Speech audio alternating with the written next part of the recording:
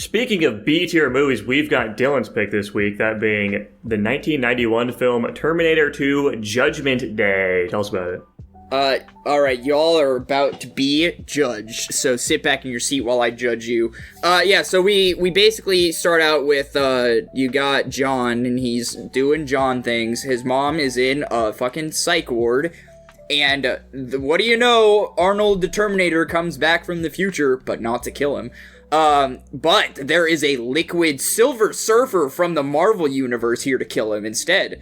So then, they proceed to, figure things out. They go break his mom out of the psych ward, and then we kind of just follow him along doing wartime shenanigans or whatever you want to call it, and this Terminator continues to pursue them. That can shapeshift. Isn't that crazy, guys? That's so crazy. They keep trying to figure out ways to destroy him until they get to some random ass industrial facility where they destroy him for good, and the last thing you see is... Well, not the last thing you see is Arnold Schwarzenegger melting into the molten metal with a thumb raised. Probably one of the most iconic scenes in all of movie cinema history. Tanner, what's your fun fact? Fun fact, in that scene where the T-1000 is chasing John on his dirt bike, they had to keep resetting the scene and starting the actor further back because he was running fast enough to just keep catching up to John. Oh, I thought it would have been the opposite. Jesus. He did look like he was fucking booking it. Yeah, he's fucking Usain Bolt in this bitch. Good fun fact. Why not? Tanner. I'm Nico and I were on the same page. Where are you at with this movie? Guys, I was going to look up how long it's been since this happened, but I forgot to. But it's been a long time. I am at an S+. I think this is a perfect movie. Dylan, what about you? Please come back to me. I don't know yet. I am at an A-. I'm not terribly far off. I'm at a flat A. Okay. Let's see. I put Aliens in A. And I do think this is about there. I'll give it an A. I think it's about on par with Aliens. I think this is a really solid movie. Anyways, let's get one thing immediately out of the way first. Let's clear the fucking air.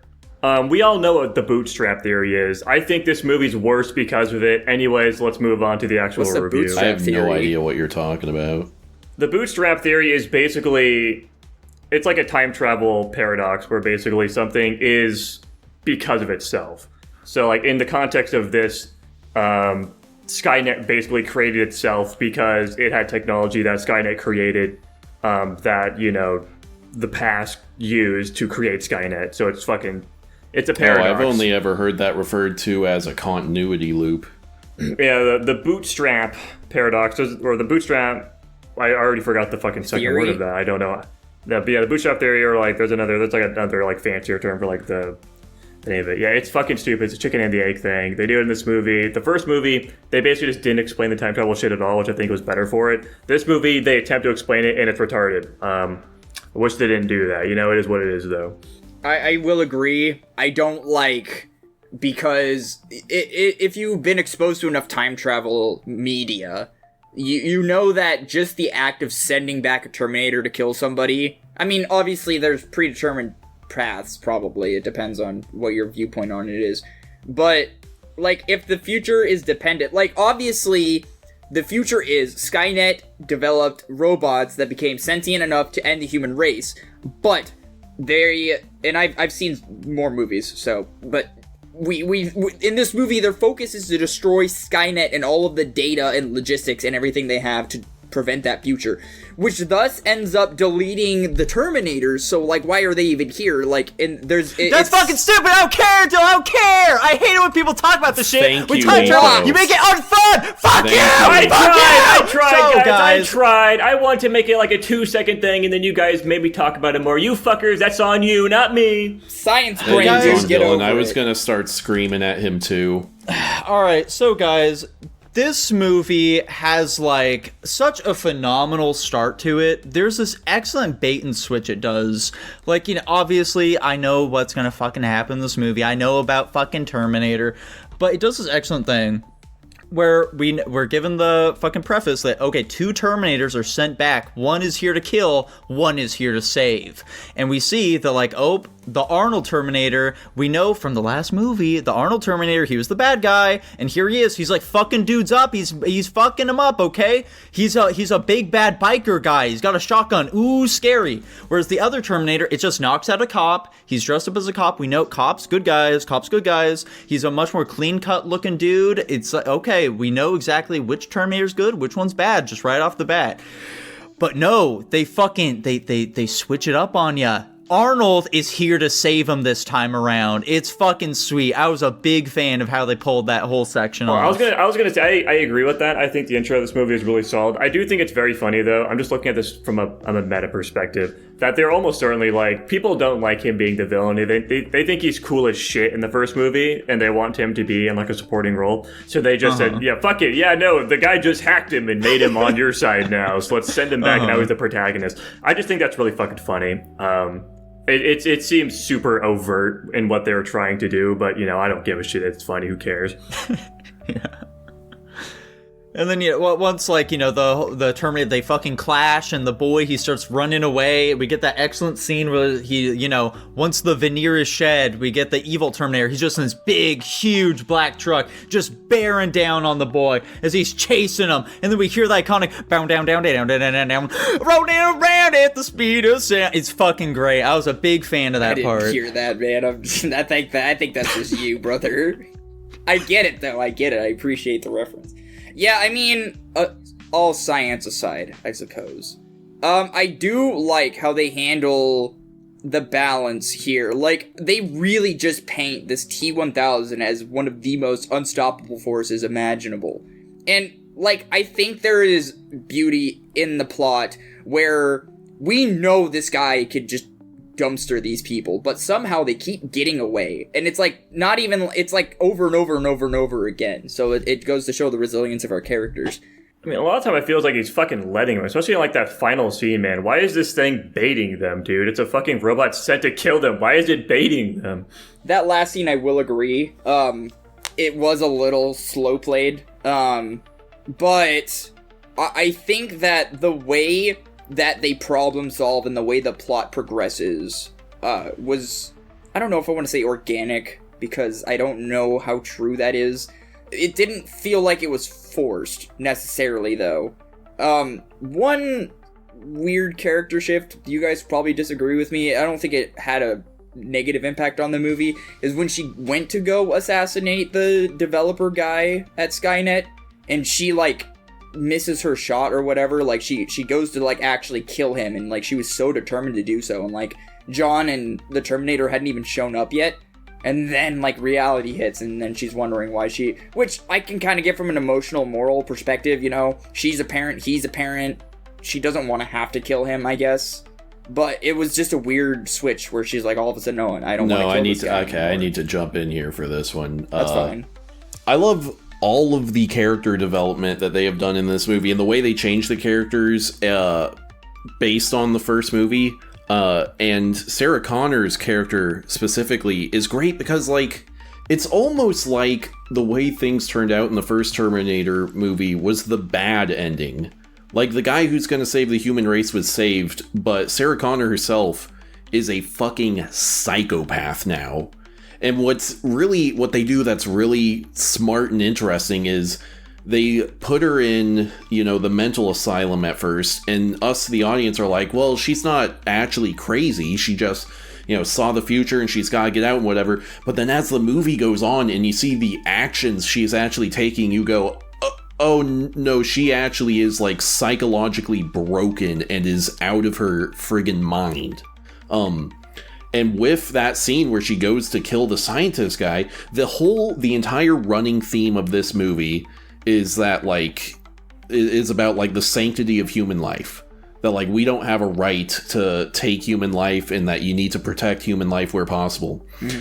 And so the fact that she is right there, she's about to do this thing, and then she realizes right there that because of the attack that happened to her in the first movie, she has de facto become a Terminator herself, where she no longer cares about human life, and she realized she's turned into the very thing that she's trying to fight against, and that breaks her, and she chooses not to take a human life. And I love that theme there. They they just run with it so perfectly with how our villain just blatantly disregards human life. And then our protagonist, there is no point where they are not upholding that message and, you know, not killing people, you know?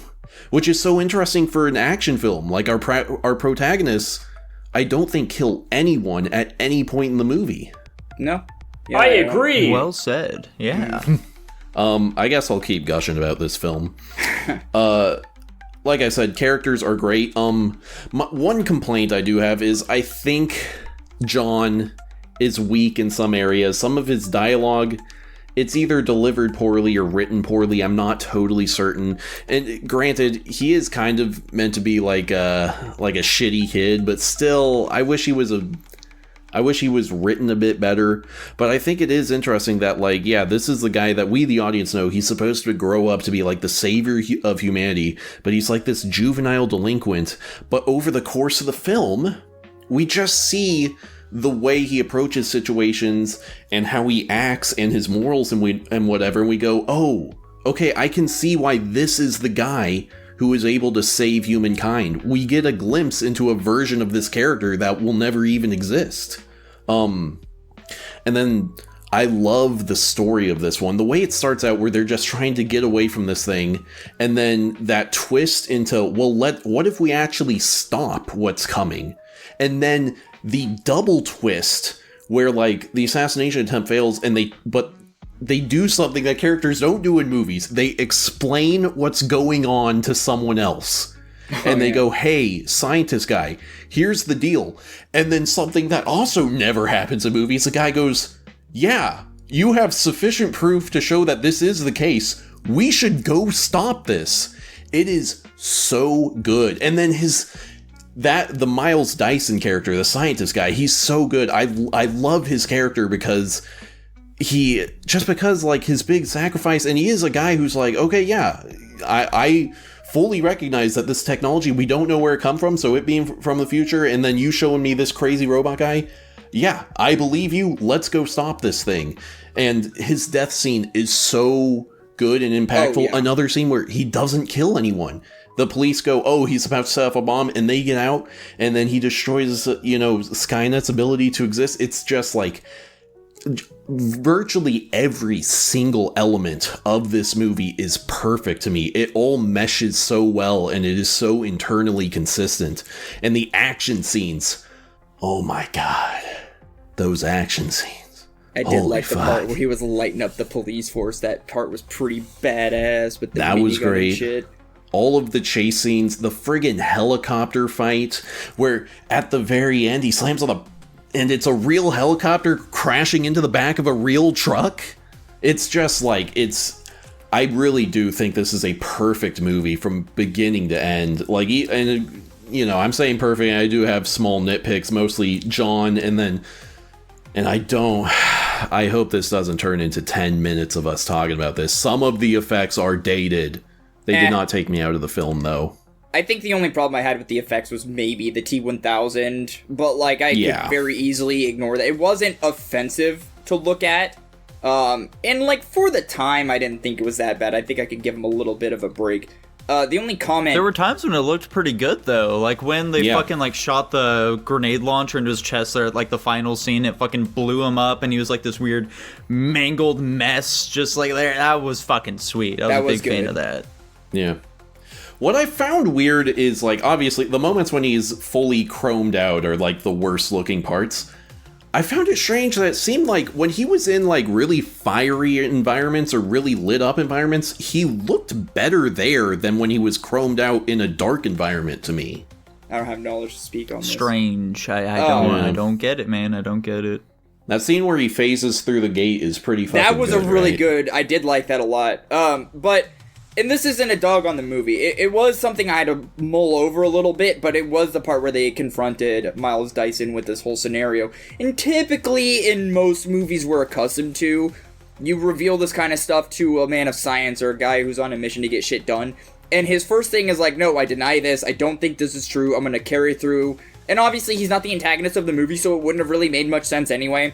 So it was jarring from a viewer's perspective that this guy was just so willing to accept that there's an alternate future. This is I mean, they had evidence to prove it, like you were saying. There's a robot from the future. These people are trying to prevent a future where AI and robots destroy humanity and all this. And he is like having so much faith placed in our group, our protagonist cast here, and just going with it. But yeah, I agree. I think what results in them with the raid on Skynet and everything that proceeds after that, I think it was very well done. Everything from Arnold Schwarzenegger holding back the cops without killing anybody, and then the guy, like you said, I like how it was just like, I don't know how much longer I can hold this.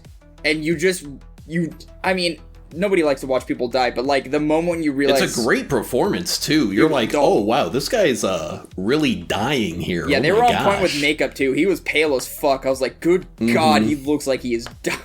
But yeah, I agree. I want to shout out the practical effects as well. Obviously, like, all the stunt work in here is amazing. But dude, that scene where they have Arnold rip off his arm and he's got the robot arm, that looks so good. It was so hard to believe that was effects. It was tough. Mm-hmm.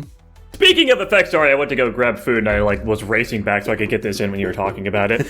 Nobody's fucking talked about the nuke scene yet. That shit was fucking insane looking. Oh, yeah. Like, oh my God. I was also really caught off guard seeing that because I feel like I would have seen a reference to that or something before, but no, that was the first time I had ever fucking seen that. And that shit was fucking... The part where her skin gets blown off, I see a lot of... Yeah. I see pretty often, so I'm surprised you've never seen that at all. I know, it was a cool-ass scene, and like, speaking of practical effect, you could tell it was models that they made and destroyed, but... Yeah, well...